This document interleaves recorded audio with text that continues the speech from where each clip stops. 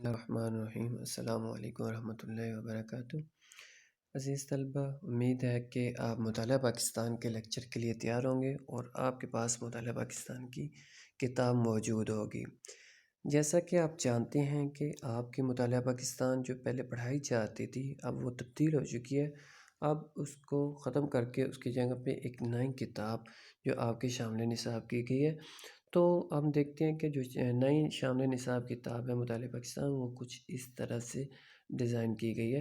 اب جو سیشن 2020-21 کا ہے اس میں یہ نئی جو مطالعہ پاکستان کی کتاب جو پبلش کی گئی ہے، چھاپی گئی ہے، وہ آپ کے نصاب میں شامل کی نصاب میں شامل کی گئی ہے اور یہی پڑھائی جائے گی اور اسی سے امتحانات لیے جائیں گے۔ اب ہم آتے ہیں مطالعہ پاکستان کی طرف کہ مطالعہ پاکستان ہے کیا، کہ مطالعہ پاکستان مطالعہ پاکستان ہم سے کیا تقاضا کرتی ہے۔ دراصل مطالعہ پاکستان پاکستانی نظام تعلیم میں شامل وہ مضمون ہے جس میں پاکستان کی سیاست، حکومت، نظام، ثقافت و جغرافیائی خصوصیات وغیرہ کا جائزہ لیا جاتا ہے۔ یہ تمام جو خصوصیات ہیں جو پاکستان میں پائی جاتی ہیں، ان کا جو جائزہ مطالعہ پاکستان میں لیا جاتا ہے۔ دراصل یہ ایک لازمی سبجیکٹ ہے، یہ ایک لازمی مضمون ہے جو پاکستان کے تمام صوبوں میں تمام پاکستان میں کے اسکولوں میں پڑھائی جاتی ہے۔ اب سوال یہ پیدا ہوتا ہے کہ مطالعہ پاکستان کو نصاب میں شامل کیوں کیا گیا، اس کی کیا ضرورت تھی۔ دراصل جو تاریخ ہوتی ہے وہ قوموں کو زندہ رکھنے کے لیے کافی ہوتی ہے۔ تاریخ بتاتی ہے کہ تمہارا جو تعلق ہے وہ کس قوم سے ہے، تمہاری اصلیت کیا ہے، تمہارے جو آباء و اجداد تھے ان کا تعلق ان کا تعلق کس معاشرے سے ہے، ان کا تعلق کس خاندان سے ہے، اور تمہارے آباء و اجداد نے تاریخ انسانی میں کون کون سے جو فرائض سر انجام دیے ہیں، کون کون سے معرکے انجام دیے ہیں، اور جو اقوام عالم ہیں انہوں نے کون کون سے جو کارنامے، کون کون سی ایجادات کی ہیں۔ یہ تمام باتیں جو ہے ہمیں مطالعہ پاکستان بتاتی ہے۔ اب مطالعہ پاکستان کا آغاز کرنے سے قبل ہم اس کے جو عنوانات ہیں، اس کے جو ابواب ہیں، ان کا جائزہ لیتے ہیں۔ یہ وہ جو 4 ابواب ہیں، یہ 4 عنوانات ہیں جو آپ کی نئی کتاب میں شامل کیے گئے۔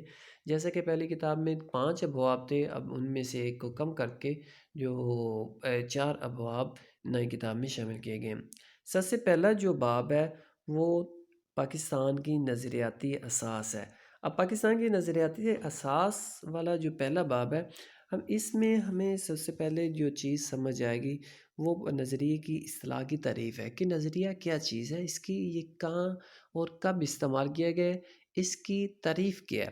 اور نمبر 2 جو اس باب کے مطالعے سے ہمیں پتہ چلے گی وہ ہے نظریہ پاکستان کے اہم ماخذ، کہ نظریہ پاکستان جو قائم کیا گیا ہے اس کے ماخذ کیا ہیں، یہ کن جو چیزوں سے مل کر یہ نظریہ بنا ہے۔ اور نمبر 3 جو چیز ہمیں اس باب کے مطالعے سے، اس چیپٹر کے مطالعے سے سمجھ آئے گی وہ یہ ہے کہ ہندوستان میں اسلامی دور حکومت کے دوران اسلام کی بنیادی اقدار، مسلمان مصلحین اور سماجی و ثقافتی حوالے سے نظریہ پاکستان کی وضاحت کیا ہے۔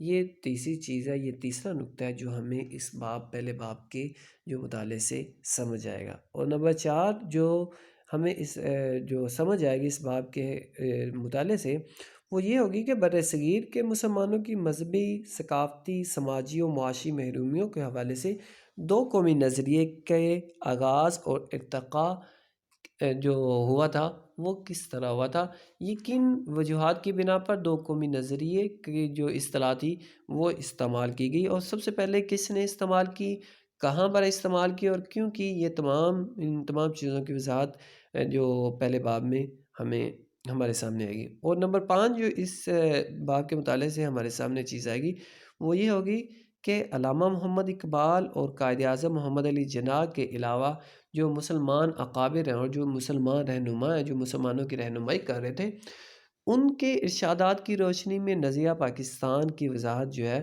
وہ کس طرح سے ہوتی ہے۔ یہ 5ویں اور آخری چیز ہے جو اس باب کے مطالعے کے بعد ہمارے سامنے اجاگر ہوگی، ہمارے سامنے آئے گی۔ اور اس کے بعد جو دوسرا چیپٹر ہے، دوسرا باب ہے، وہ تحریک پاکستان اور پاکستان کا قیام ہے، کہ پاکستان کی تحریک کا آغاز کب اور کیسے ہوا۔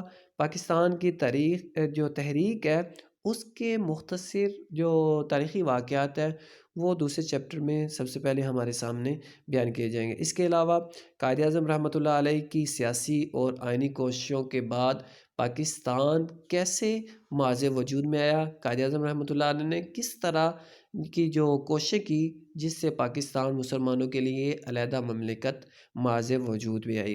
اور نمبر 3 جو ہمارے سامنے چیز آئے گی وہ یہ ہوگی کہ پاکستان کو تو قائد اعظم رحمۃ اللہ علیہ اور مسلمان اکابرین نے کوششیں کر کے حاصل کر لیا۔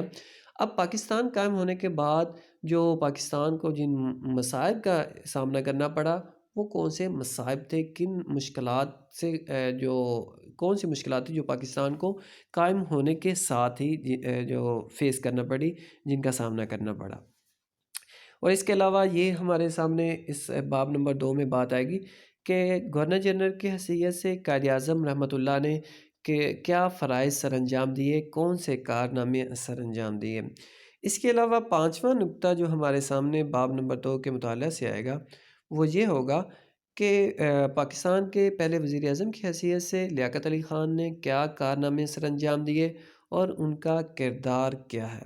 اس کے علاوہ ہمارے جو دوسرے باب کے مطالعے سے ہمارے سامنے 1965 اور 1956 کے آئین کے نمایاں جو خد و خال ہیں، نمایاں پہلو ہیں، وہ ہمارے سامنے آئیں گے۔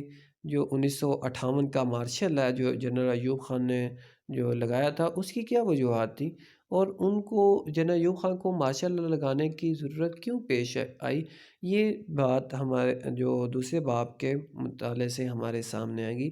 اس کے علاوہ پاکستان جو مشرقی حصہ تھا، جسے مشرقی پاکستان کہا جاتا تھا، وہ 1971 کے سانحے میں کس طرح ہم سے جدا ہو گیا، اس کی اسباب کیا تھے، اس کی وجوہات کیا تھی، وہ کن وجوہات کی بنا پر ہم سے جو جدا ہو گیا تھا۔ آج کے لیے ان دو ابواب کی وضاحت کافی ہے، اور باقی کی جو 2 ابواب ہیں ان کی وضاحت انشاءاللہ اگلے لیکچر میں کی جائے گی۔ اللہ حافظ۔